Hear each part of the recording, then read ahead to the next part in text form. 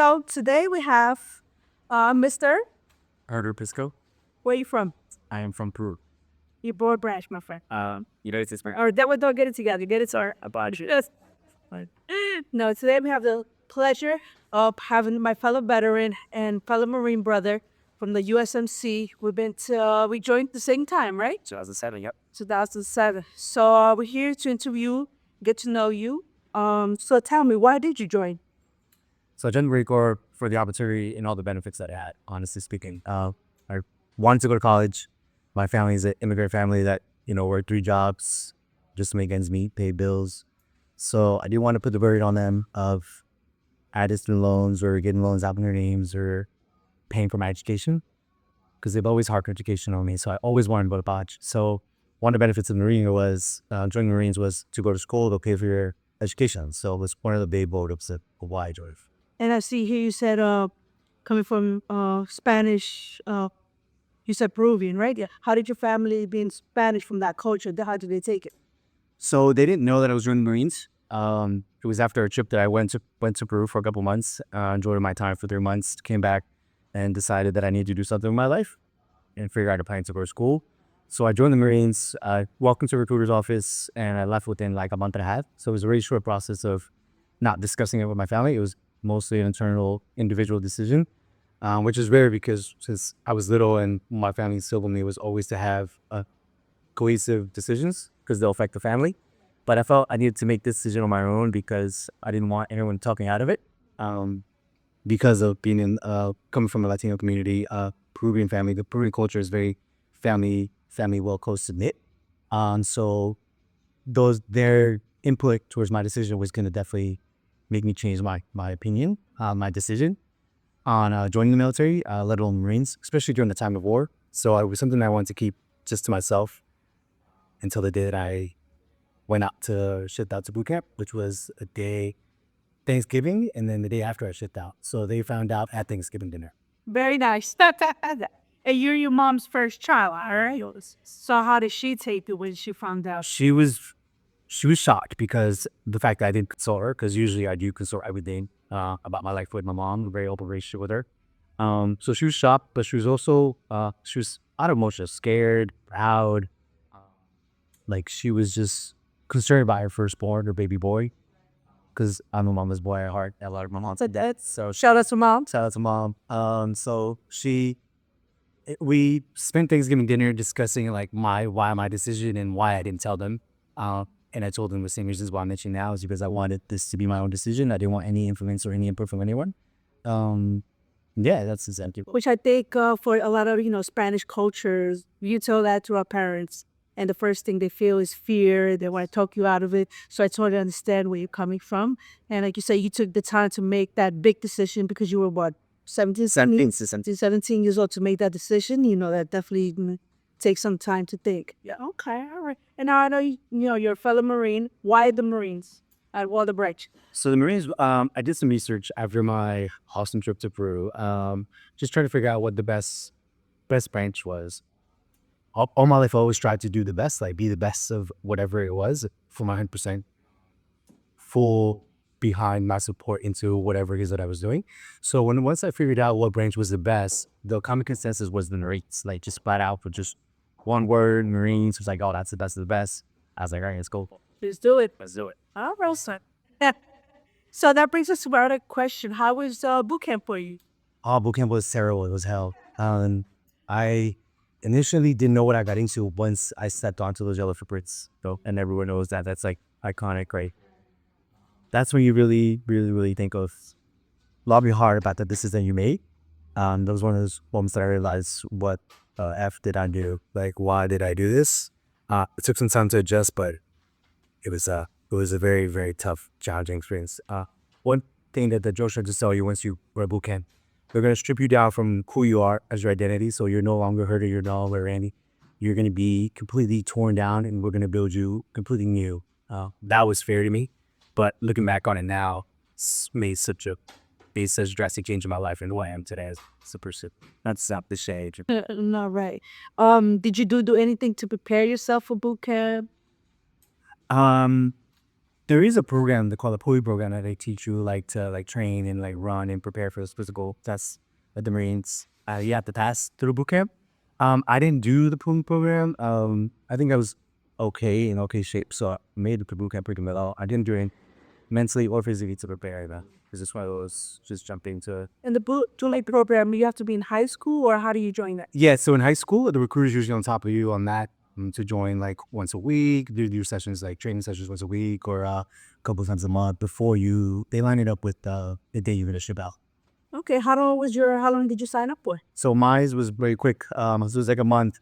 So I wasn't an active participant in PUI program because I shipped. So everything was like just paperwork processing, everything. So everything happened so quick that I wasn't able to be part of the PUI program. So I shipped out right away. Like that? Yeah, there's just a sit less than a month and a half that was out there. Awesome. Mostly because I wanted that as well. I was like, I want to ship out right away. I don't want to be thinking about it for too long. Let's just get it done, you know. Okay. And I know you said you wanted to be the best, right? How did you differentiate the Marines from being the best out of all the branches? But in your own opinion. So my opinion, I think, is because it's just considered the elite force in the U.S. Even internationally. Now that I've had international exposure, I've traveled well and met a lot of people. Every time I mention that I was in the Marines, it's like a whole different kind of respect, different kind of conversation, different kind of treatment. As far as like comparison to other branches in the U.S., it separates itself on itself without speaking for much. You know, and you don't see that many Marine commercials for you. You know, it's all like just word of mouth of who you know, who's done it. Usually a lot of Marines come from their family, their grandfathers have come from a long history of being Marines. So I think being Marines speaks for itself. Right. Right. Okay. And how has that impacted now that you're out, right? You did how long years? And oh yes, I just did you sign an 8-year contract, 4 years active duty, and then I did 3 years inactive. So active reserve was once a month, a week out of a year, a weekend. So I was excited, yeah. Very exciting, right? Yeah. And now that you finished that, how does your family, your mom, does she still feel the same way?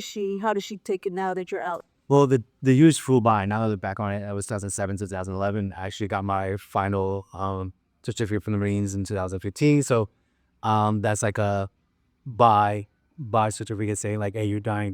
You're not a prop here anymore. Carry on with your life. So my mom now is just as I am super thankful for the experience because it's giving me what I've wanted to get out of it. I've gone to school to pay for my bachelor's, pay for my master's, and I'm currently in a Juris program to become a lawyer. Me. So pay for my education as well. Very nice. So they pay for your bachelor's, your master's, and your doctorate now? Yes. Very nice. So you looking to get a degree in? Juris Doctor. Yeah, I want to be international human rights lawyer. Very high. And they paid all that. Yeah. So as of right now, yes. There was a couple changes in policy within the last couple of years and a couple administrations that have made it for the GI Bill to be retroactive. So I've gotten to take advantage of all the opportunities that the GI Bill and the schools that I go to have yellow ribbon programs, which make you cover tuition almost 100%. So have come out about it $0 to the sector. Very nice. Now, when you say the yellow ribbon program, can you explain a little bit about what that is? Yeah, so there's some schools, depending on where you're going to school at. I went to get my bachelor's in Berkeley College in Manhattan. So they were part of the Yellow Ribbon program, which is part of the U.S. government, the military, the veterans offer that school to cover, let's say the cap of tuition for a year is $20,000, right? And let's say these are just random numbers I'm making up. The GI Bill covers 18. In the school's Yellow Ribbon program, they will cover those $2,000 difference, and you don't have to come out of pocket. Nice. And so post 9/11 privilege, and it's super, super helpful for that. Very nice. That is very helpful. We all know that it's very expensive. I mean, college was one of the reasons why I joined initially. But for you to have that discipline to get all those degrees and take full advantage of your benefits, it's amazing. And let me ask you, how did you find out about all these programs and for school? So the GI Bill was something that I found out after I got out of the Marines because I went to school, did some research. The VA website is very helpful. So it gives you a lot of resources, a lot of links, a lot of information for you to just read up on and get informed. I followed up, called the VA, just exchanged informations, and then they send me a lot of material for me to read up on and how I can use these benefits and how they can benefit me, what schools were available, part of the program, what schools were certified. So it was pretty much an initial process of me taking the initiative of finding out. It's really hard because that information is not out there to everyone. So you really have to commit yourself to finding information and Right. really using all of that. Right. You have to use those benefits. I mean, you did, it's what, 4 years active? So tell me now, just to rewind a little bit, what is something that you missed now? Well, I never saw the Marine Corps. I would say living in California was pretty awesome. So it's pretty cool. I do miss living in California. The weather's awesome. I also miss the camaraderie. I miss a lot of fellow Marines that I work with. We build like a family. I miss sharing those moments, being able to hang out after work on the weekends. We would all like just share in misery together because there was nights that were very, very tough because we were all away from our family. So that's one of the things I miss most, the camaraderie and the brotherhood that you make, a sisterhood that you make with the Marines. Right. And I think the camaraderie starts at boot camp. Wouldn't you agree? 100%. Right. 100%. Because you're all suffering together and you literally are just relying on each other, you're leaning on each other to get through those odds of absolute torture. How would you say are some things, whether that be a leadership trait or any trait that you think you learned from the military, especially from the Marine Corps, being so strict and disciplined? Oh, this thing. So one of the three things that are instilled in you through boot camp is honor, courage, commitment. Those three things really, really shape you. And they shape you throughout they shaped me throughout my college education, my master's, and now that I'm doing the doctorate, it's really changed the way I think about a lot of things. Like whether I act on certain things, whether I take the time to sit back on it, whether I take a step to make a difference, even though it is a little bit uncomfortable. All those things I look back on boot camp and like, man, you made it through that. You can make it through this exam. You can make it through writing a 2,400 word essay that you need to do in 3 hours, right? You can push through. If I made it to boot camp, literally I tell myself all the time, I can do anything. And just for the ones who don't know, how long was boot camp? Boot camp was 3 months, 3 long months, and especially when you go to boot camp through the holidays. So I went after Thanksgiving. I was there December, January, February. So it seems like you were there forever, especially when it's the holidays, like the most time when you spend time with family. It's really, really, really was challenged with that. 3 months.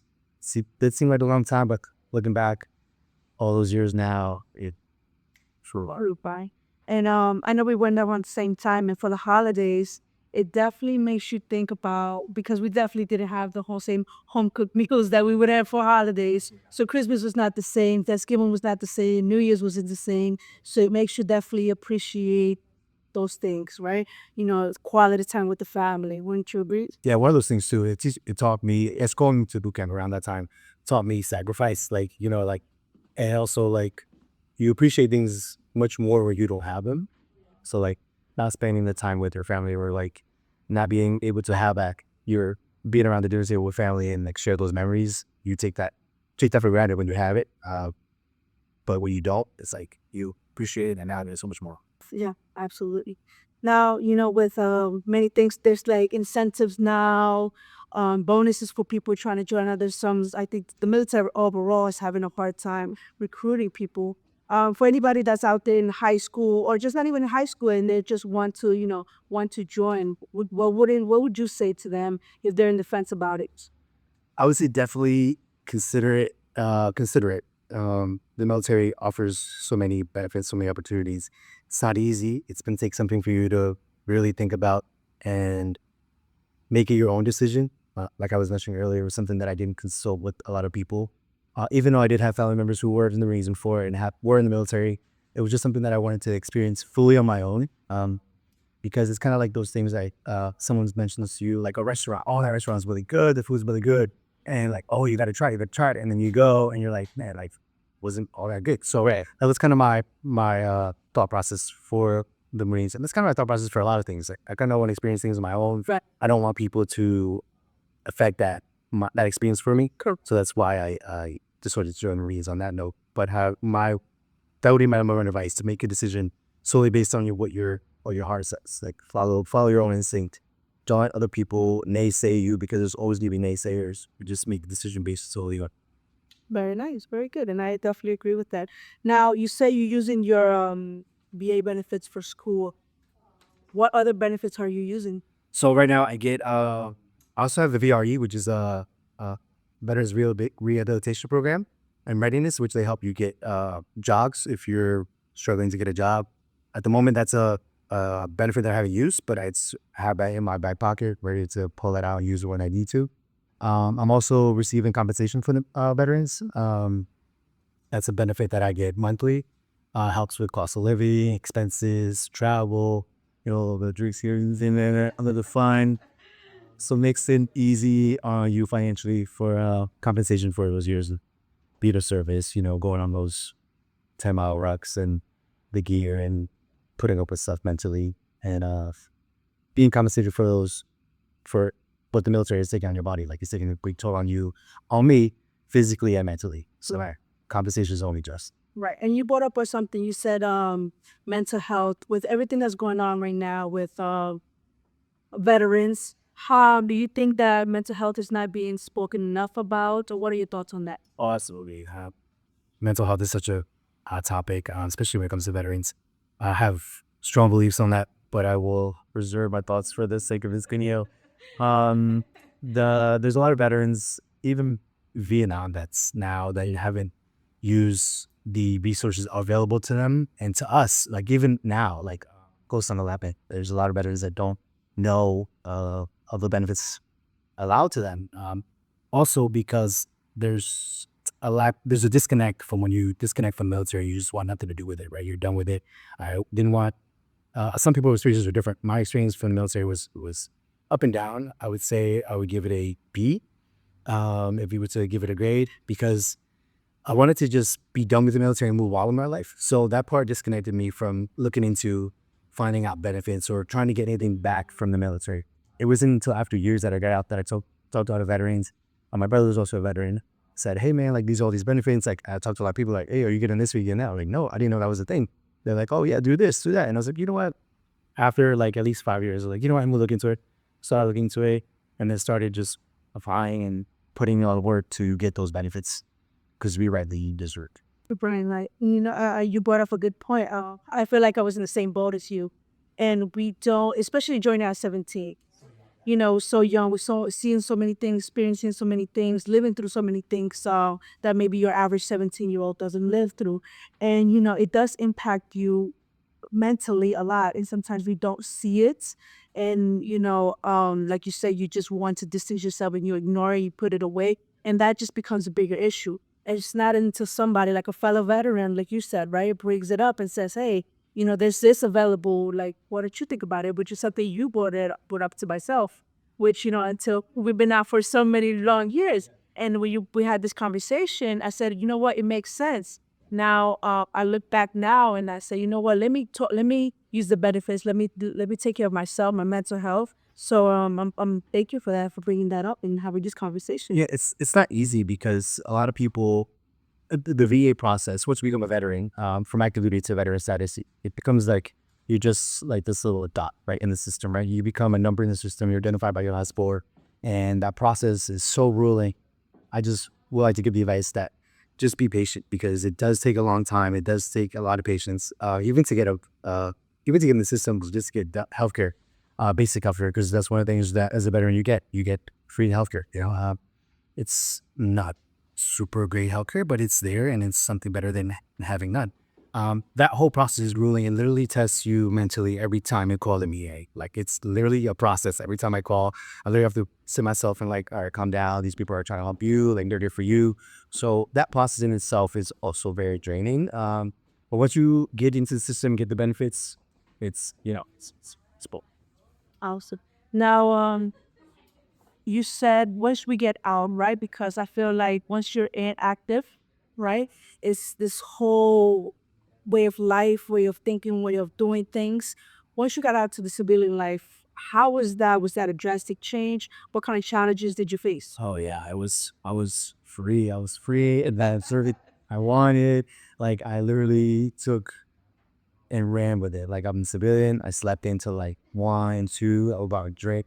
I would do things because you go from a controlled day, being responsible and reporting to someone every day of your life for 4 years, to the next day, not even the next day, the same day you're on a plane, you could do whatever you want. Like the next day, I was just like, I was like, all right, what do I do now? Like, what do I do? And I just slept in.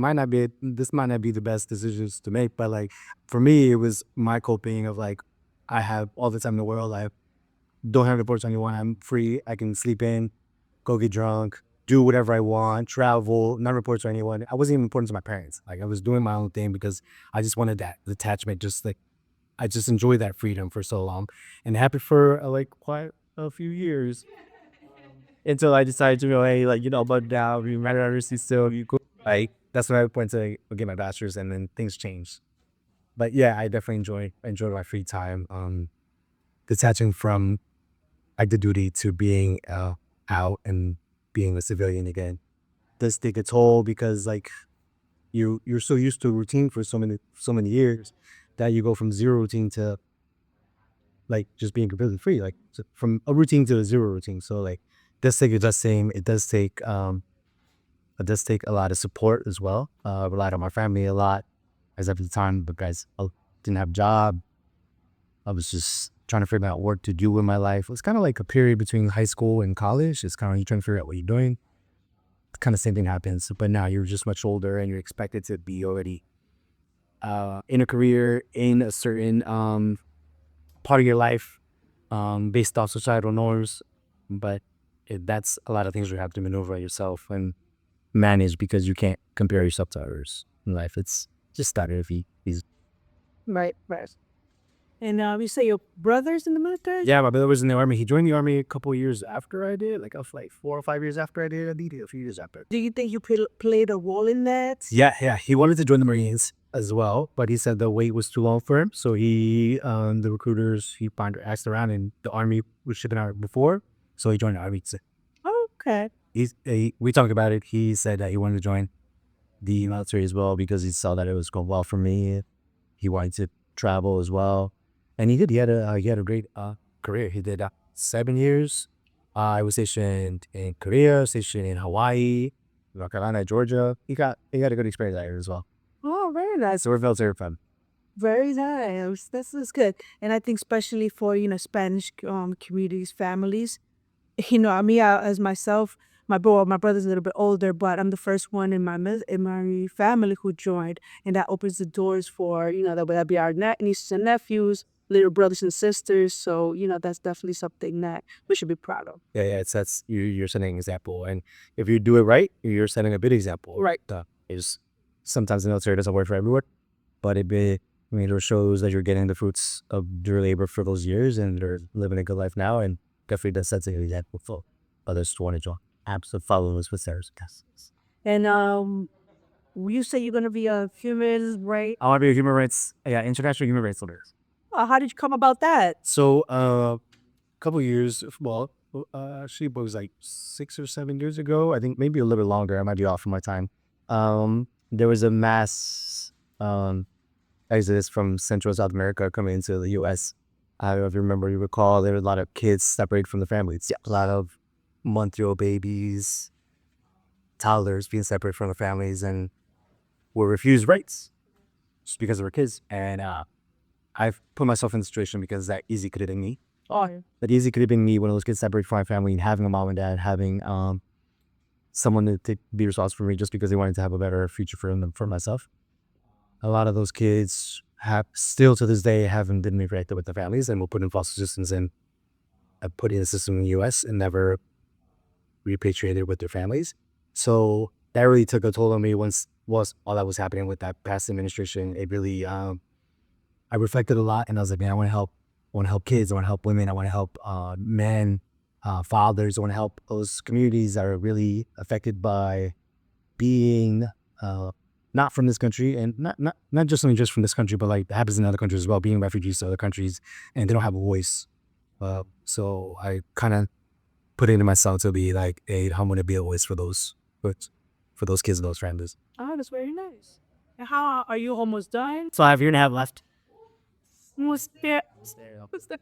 So what is next for Mr. Pisco? So I am looking to. I'm very open to getting a job anywhere in the world. So I'm single. I don't need kids. I haven't that ties me down. Sick. My family's here. My family's here in New Jersey. So New Jersey is the hub for me. So I can just come back here all anytime I want. But ideally, I would want to travel the world and help eat that. So yeah, let's hopefully I get a good cushy job, a job that's gonna help me and enjoy my profession, enjoy my job, and help others as well. Right. If you don't mind a question, where do you go to school right now? So I go to school in Sydney, Australia. Jealous. Australia. So tell me, how is that different from the US?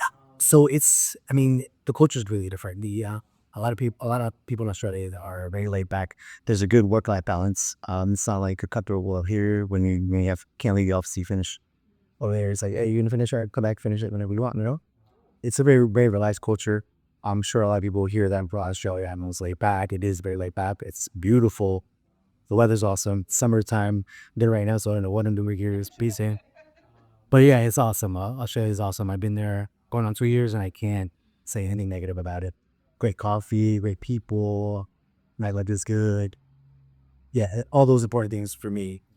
You like, so yes. Sydney, Australia, and there's VA benefits or allow you to live there. Yes, 100%. I guess you get a housing allowance for the GI Bill. On top of they pay for education, we give tuition, and they give you a cost of living a monthly cycle. Right, right. It's about just using the benefits and know how to use it. Right, know how to use them. But we do have you have to be on a breed discharge. Yes, correct? that's very true. Yes, that's very true. So can't just join and 1 year get out and then that's it. No. You have to fulfill your contract. Yeah, you have to get out honorably discharged for it to receive the. Okay. And just to wrap this up, if you can look back at your last 4 years, 5 years, you actually did 1 year reserve, right? I did 2.5 to 3 years of reserve. Okay. You could think of one moment that you could look back and was memorable for you. In the walls I had to be, yes, or in the Marines. This is In the words in general. memorable for me. Finishing boot camp, shit. Finishing boot camp was very memorable. Getting that, because you go through boot camp and you get the Eagle Globe and Anchor, which they pin on you and you put on your uniform, which symbolizes that you completed boot camp and you earned the title of being a Marine. That was the most significant for me because I literally earned that. Like no one gave that to me, something that I earned and no one could take it away. Yeah. Right. And just to dig a little bit into that for the ones who don't know, what is the last training you do to get that Eagle Globe and Act? Oh, Right.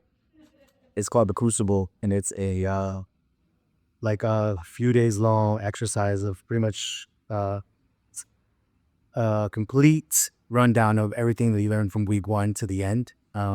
So you go through a bunch of training exercises throughout your weeks in boot camp, and pretty much they all culminate at the end. So you have to navigate, you have to use your weapon, you have to do obstacle courses, you have to physically be ready to pass this crucible, which tests you physically and mentally. A lot of people don't pass it. A lot of people drop out in that point, which is tough because you're so close to the finish line. But it's literally the true test that you need to pass to demonstrate that you have earned the title of being a Marine.